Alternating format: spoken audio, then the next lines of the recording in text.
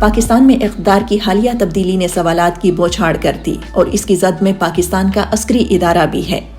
وفاقی دارالحکومت اسلام آباد میں 9 اور 10 اپریل کی درمیانی شب کی ہلچل اور غیر معمولی سرگرمیوں نے عوام میں کھلبلی مچا دی۔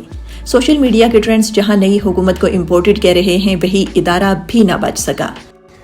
لیکن اس بحث کو چھوڑیے، اصل بات تو یہاں سمجھ آتی ہے۔ پاکستان کے army chief general Qamar Javed Bajwa کی سربراہی میں فارمیشن کمانڈر کانفرنس ہوئی، جس میں کچھ اہم باتیں سامنے آئیں۔ ایک تو سوشل میڈیا پر جو فوج کے خلاف پروپیگنڈا مہم چلائی جا رہی ہے، اس کا سختی سے نوٹس لیا گیا۔ اس کے علاوہ اس موقع پر یہ بھی کہا گیا کہ فورم نے فوجی قیادت اور اس کی ہر قیمت پر آئین اور قانون کی حکمرانی کے لیے اٹھائے گئے اقدامات پر مکمل اعتماد کا اظہار کیا ہے۔ یہ لائنز قابل غور ہیں۔ دوسری جانب وفاقی تحقیقاتی ادارے FIA کی جانب سے پکڑ دھکڑ کا سلسلہ بھی شروع کر دیا گیا ہے۔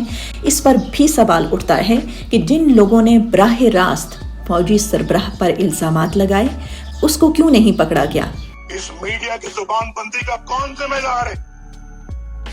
سینٹ کے انتخابات پر ڈاکہ ڈالنے کا کون ذمہ دار ہے؟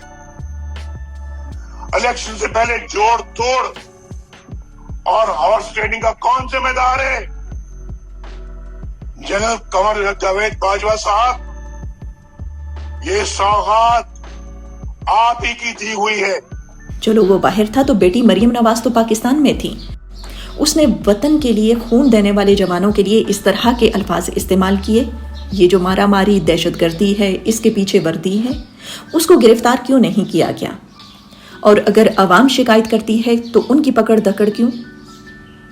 بڑے کے منہ سے نکلی ہوئی جو بات ٹھیک ہے، وہ کمزور کے منہ سے غلط کیوں؟ سوال ابھرتا ہے کہ ملک میں رائج 2 قوانین کا خاتمہ کون کرے گا؟